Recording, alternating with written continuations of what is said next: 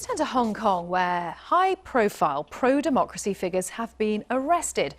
Businessman and media mogul Jimmy Lai and two pro-reform politicians have been charged with taking part in an unauthorised assembly which took place on the 31st of August last year. The protest was part of 7 months of continuous civil disobedience, which frequently saw violent clashes between activists and Hong Kong police. Well, in the studio with me is Kerry Allen, the BBC's China media analyst. And Kerry, one of the people arrested here, very well-known figure, Jimmy Lai. Huge figure, yes. I mean, he owns a huge fashion brand, Giordano, which owns 2,000 plus stores.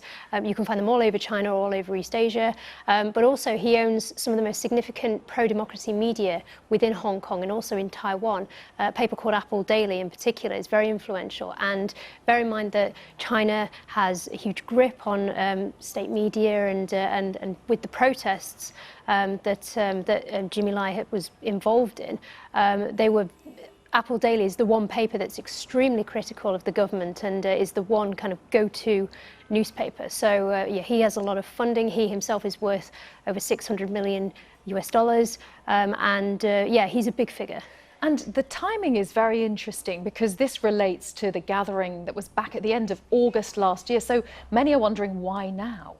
Well, I mean, one of the reasons might possibly be because so many people are in self-quarantine, not only in mainland China, but also in Hong Kong. I mean, I know even BBC Chinese colleagues have been working from home, and everybody's attention has been on their computers. They've been reading the news there, and all they've been seeing is the coronavirus. And I mean, it was only 2 months ago that the Hong Kong protests were the big story.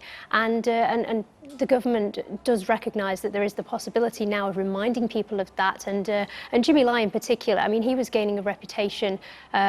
The government doesn't like him, the mainland Chinese government, and you know, he's even been referred to as a member of the Gang of Four, so like a modern Gang of Four, going back to the old Mao Zedong era of people who were seen as kind of agents of the foreign state. So yeah, this is a way to remind people that that the government still has a grip on the narrative to do with Hong Kong. And that's very interesting as well, because we're not hearing about protests at the moment. For the moment, they've gone away, and that's all because of the other crisis, the coronavirus. Yeah, I mean, one of the pieces of footage that's been striking today, I mean, people in mainland China have been seeing this, but police officers arriving at his door, and he's just more or less just in his regular clothing. He's not wearing a mask because he's at home. He's not been able to go out, and before he leaves to be arrested, puts a mask on, and yeah, so people have been seeing that and remembering that yeah, this is all happening while people are effectively in self-lockdown. Kerry, thank you very much, Kerry Allen.